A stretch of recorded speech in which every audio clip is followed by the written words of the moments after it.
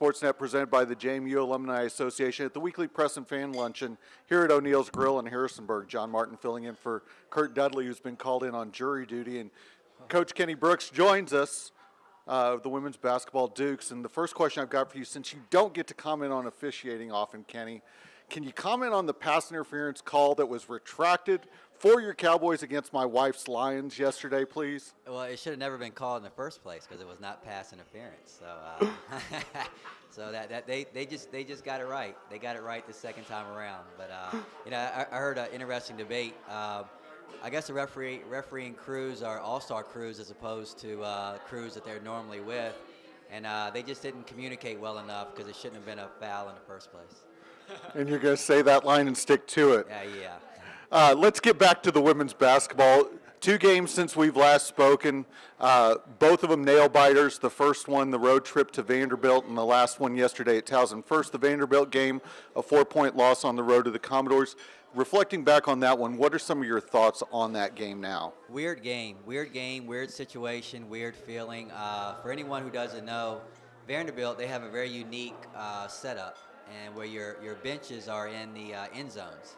And for me, it's very odd because you don't have communication with your team. It's pretty much on the baseline. They're either running away from you or their back is to you at all times. So it's just very weird for me. I didn't have a connection. I felt like we were a little disjointed. We took quick shots, and for me, it's one of the things I admitted to the kids. I felt like I was watching that game for the first time when I watched film. And I really didn't feel like I was at that game because I'm watching it from a different angle. And I thought we played in a hurry. We took some ill-advised shots. We didn't do some of the necessary things that you have to do to beat a SEC team on the road. But nonetheless, we still gave a good effort. We just didn't play smart. And we were hoping to get some of those bugs, those kinks out as we headed into conference play. But the Vanderbilt game, it's going to be one that we look back on. We felt like we could have won, but we're also going to learn a valuable lesson from it. It didn't seem to really affect the RPI or the standings in the polls or any of those, as you're still ranked #1 in the College Inside Mid-Major poll. But now you come back and you get ready for conference play. Yesterday, the nail-biter with Towson, the team gets down 13.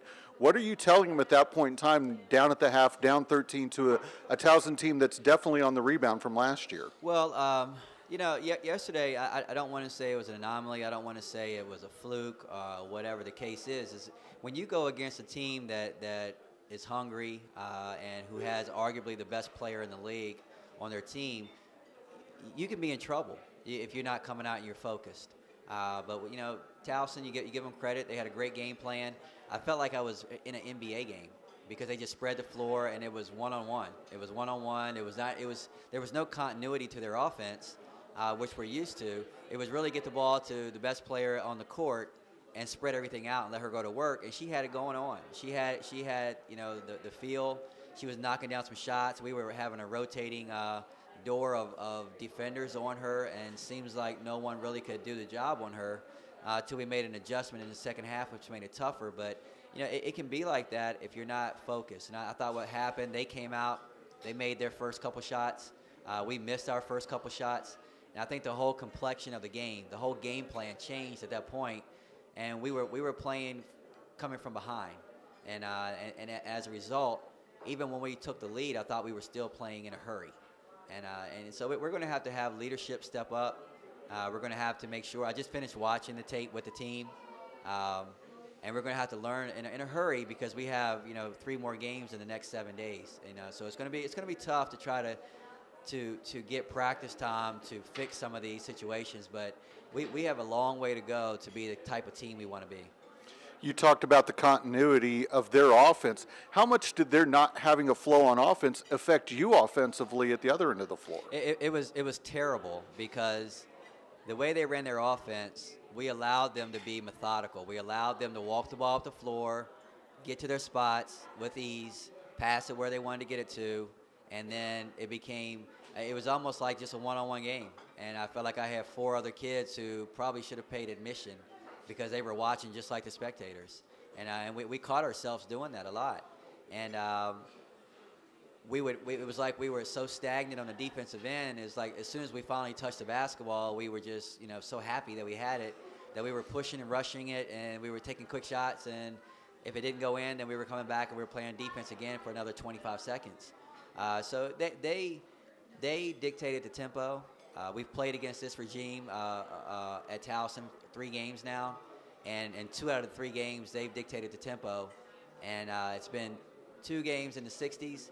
And when we really forced the tempo, we were up in the 80s and the 90s, and that's where we want to be. And they force us to play their way. And if we're going to play their brand of basketball, it's going to be a close game, and we can't allow that to happen in the future.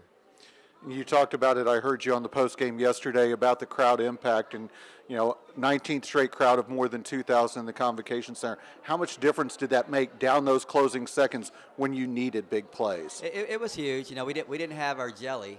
We're the peanut butter, and the jelly was in. What are they in Italy? Is that where they are? Yeah, in Rome. I don't know why they want to be in Italy. Who wants to be in Italy over the New Year? But but we're blessed. We're very fortunate to have the support that we have, and if we play that game on the road, maybe we come away with a loss. If we play that game and we don't have the crowd that we have, maybe we don't feed off of that energy. It got loud in there a couple times. We fed off of it. It gave us something to get us over the hump. But I definitely think it was a positive influence on us, and we needed every one of those 24, 91, or 19, or whatever it was that was in the building yesterday. Now you move on, you get ready for UNCW. What are you doing today now that you've watched film to get the team ready for the Seahawks? It's very difficult, and people don't realize it. There's a lot of preparation that goes into your next opponent. If you want to be a really good basketball team, there's a necessary downtime so kids can recuperate from the previous games, and especially if you have kids who are ailing in some shape or form, and we don't have much time to rest. One day in between, it's really, in my opinion, it really hurts the product. It hurts the product when you have to put your kids back out there to go out and to compete at a high level again. And then the saving grace is Wilmington, they have to do the same thing. And I just think the game of basketball suffers when you don't have enough rest, you don't have enough time to prepare, and then we're going to play this game. They're on break, so we got them up this morning to watch last night's game so that we can kind of correct some of those mistakes so they can see them. They're going to go to lunch. They're going to come back. We're going to watch film on Wilmington, and it's pretty much going to be a walkthrough because we're short. Our bench is short right now. Delisha Griffin, DD.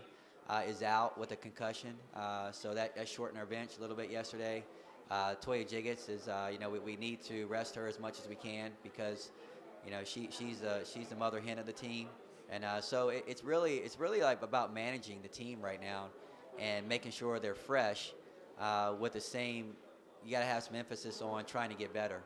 So it's a very difficult time, and thank goodness that they're on break, and so we can monopolize a little bit more of their time than if they were in class. So it's a tough time, but everyone has to go through it, and we'll manage it. What do you expect out of the Seahawks when they come into the Convocation Center tomorrow night? Well, they're a year older. They had no seniors from last year. They have, again, arguably one of the better players in the conference, a dangerous player. They're going to do a lot of the same thing. They're going to isolate her, and we're going to have to play team defense on her and collectively, and not just put it one-on-one, the onus on the actual kid that's guarding her, and get back to our team defense. And they're dangerous. They've played against us before. The wow factor is probably gone. If anything else happened yesterday, hope is alive.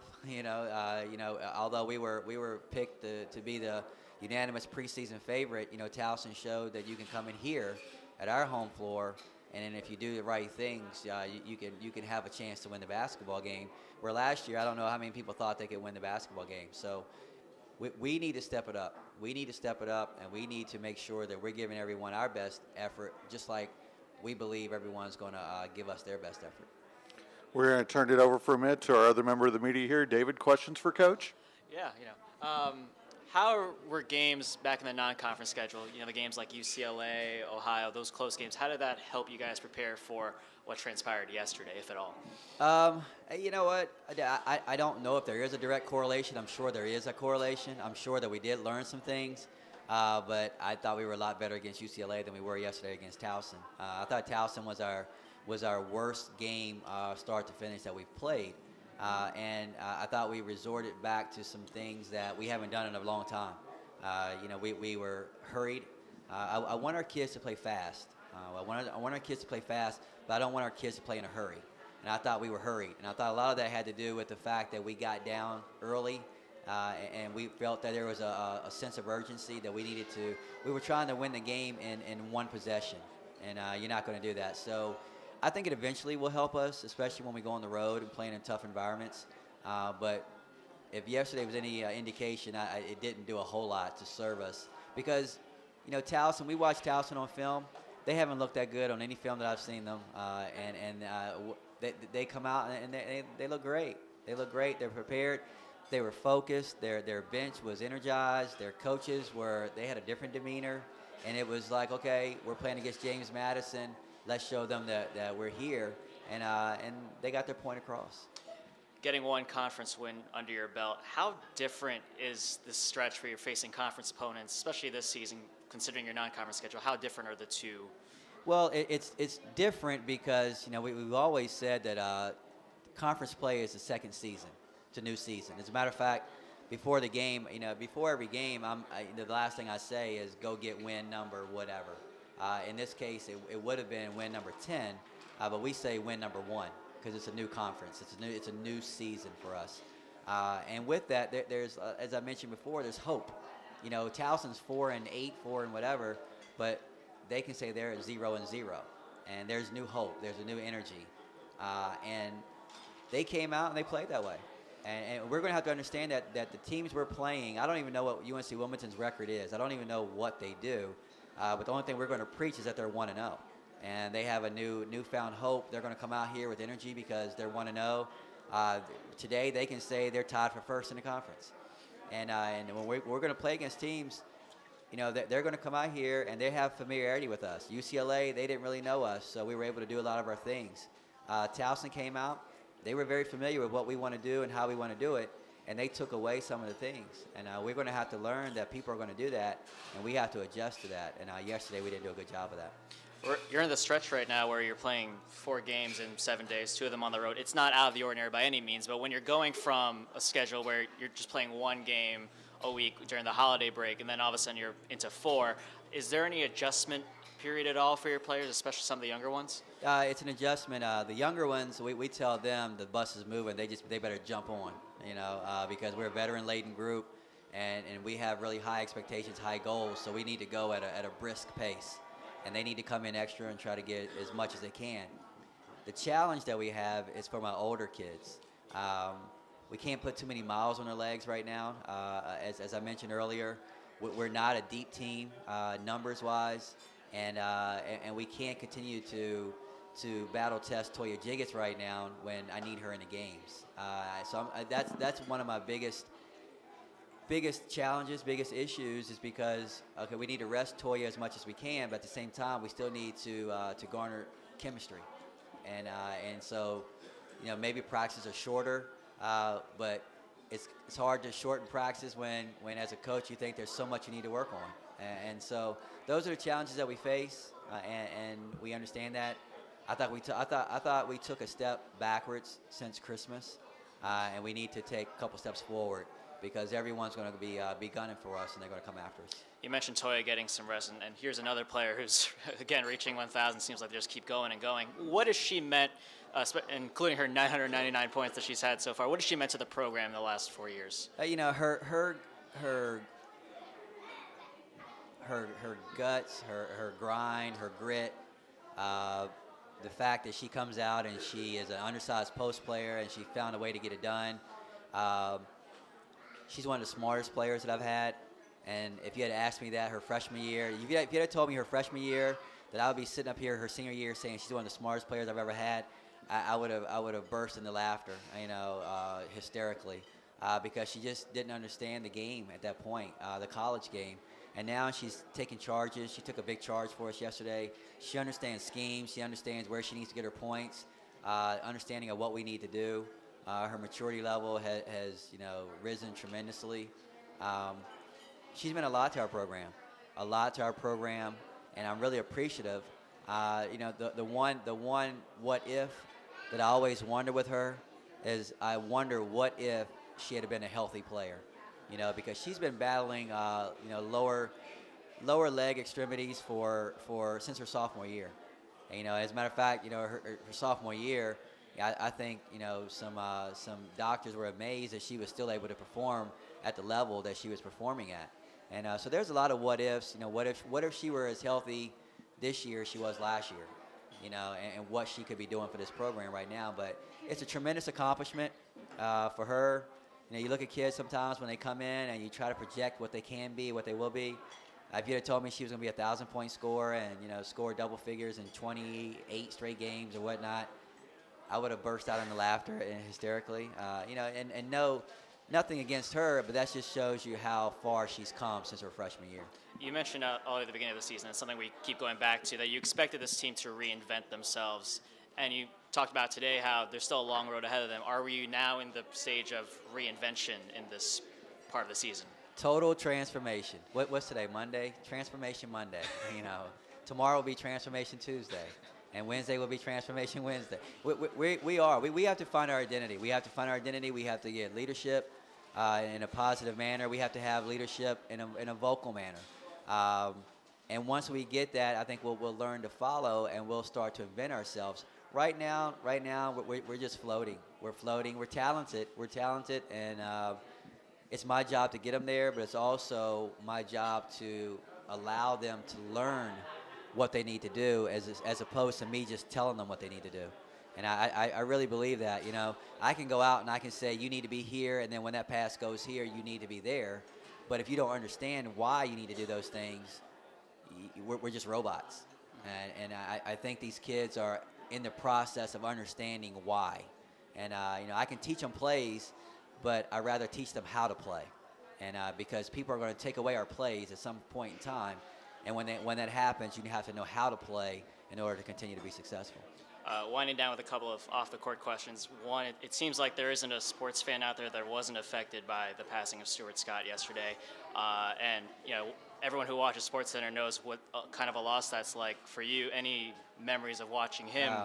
And I don't want to get too deep because as you look at the situation, and it's sad that we reflect when someone's gone and what he has meant. But it is a great reflection to what he meant to me, to my community. As an African-American male, he stepped into a predominantly white male industry and was true to himself.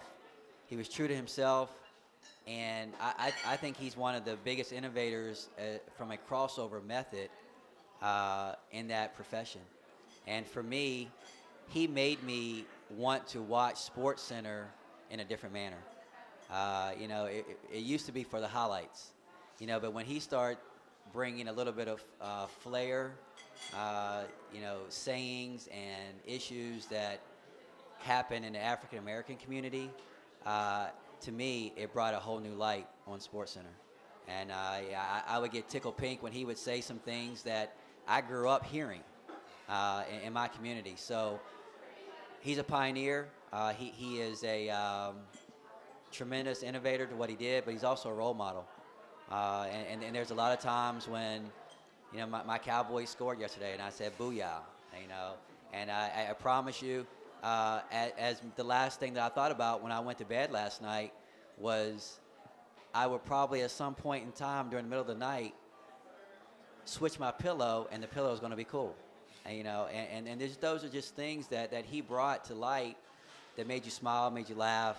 I think he's paved the way for so many, and not just African-American males, African-American females in general, white males, everyone, anyone. And I think he's been an innovator, and I think ESPN, I think the community, I think this country, all sports fans owe a lot to him for what we perceive today as journalism, or not journalism, but what you do, and how you guys present it, and how you make it entertaining for us to watch and keep our attention. So, big loss, but there's also a big gain by what he did for sports in general. And finally, switching gears to a happier note, what was more nail-biting for you yesterday, the end of the women's game or that Cowboys game? Yeah, neither. My 9-year-old daughter had a tournament at the UREC, so I didn't even get to see the Cowboy game. I didn't see it at all. I was at her game, watching her game. I was getting texts, but I would say true. But they actually won. They won 2 out of 3. But just being able to watch her play was the best. But getting back to the other two,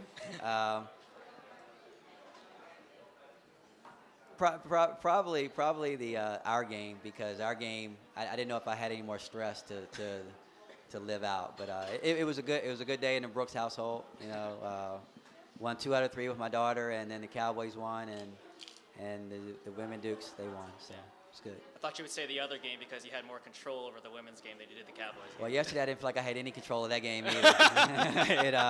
As a matter of fact, that was one of the things I was saying. I said I looked at one of my assistants, and I didn't feel like I had a good connection with Mickens yesterday at all. And I looked at one of my assistants. I said, I can't reach her because I was telling her to do certain things, and it looked like she thought I was speaking Spanish, and I don't speak Spanish. And so she wasn't understanding it. But we'll get back after it, and we'll all bounce back.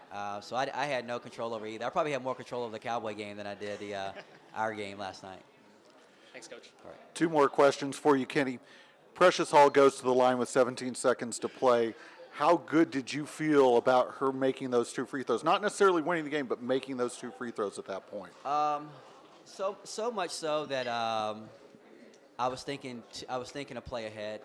I knew when she went to the free throw line we were down 1, and so to be honest with you, I didn't even see the first one go in because I was thinking, do I want to call a timeout or do I not call a timeout, because I knew Towson had no timeouts. And my assumption was that she was going to make them both, and I didn't want to call a timeout. I didn't want to give them an opportunity to set up a play. And so if that answers your question, I just assumed they were going to go in. I've seen her, step up in clutch times and knock down free throws. So I had so much confidence in her. I was one step ahead and, trying to figure out whether or not I wanted to call a timeout. And then one other, David brought up Toya Jiggett's 999. 9s are a big number in this day of notes. Your 9 wins from 300 in your career, but also the JMU program at 999, about to have the opportunity to become just the 3rd program along with Tennessee and Louisiana Tech with 1,000 program wins. What does that mean to you to be able to be a part of that elite group? Well, what it means, and if it's any indication, I thought David and Nikki thought they were going to stump me when they were going to ask me who was ahead of us. And they didn't, because we are well aware that we were approaching that number as a program because we use it in recruiting all the time. It's a tremendous feat, accomplishment, one that we're very proud of, one that we talk about extensively when we go into recruits' homes, because when you can say that Tennessee and Louisiana Tech are the only 2 programs in the country that have more wins as a program, you're pretty good. And I'll even take it one step further. One of my more enjoyable feats is the fact that when I started here, we were behind Old Dominion. And we've passed Old Dominion, and we've kind of put them in our rearview mirror in getting the number of victories. So we've done a lot of wonderful things here, and I'm very proud, very proud to be a part of it, very, very honored to be associated with the 1,000th win whenever it comes, hopefully tomorrow night. But it's a tremendous feat, not only for me and this particular group, but for everyone who's come before it, everyone who's bled, sweated, had some tears for this program, anyone that has really cheered for this program, anyone who has been an administrator who have been supportive of this program. It just goes back to show you how blessed we are and how tremendous this program is and has been. Well, and hopefully tomorrow night you'll get that win 1,000. Again, UNCW coming to the Convocation Center, 7 o'clock tip-off. live on the JMU and TELUS Wireless Sports Network with David Taylor and Nikki Newman at 6:30, and then on Madison HD Sportsnet with Kurt Dudley at 6:50. Again, head coach Kenny Brooks, we appreciate you being here and you watching here at O'Neill's Grill in Harrisonburg on the Madison HD Sportsnet presented by the JMU Alumni Association.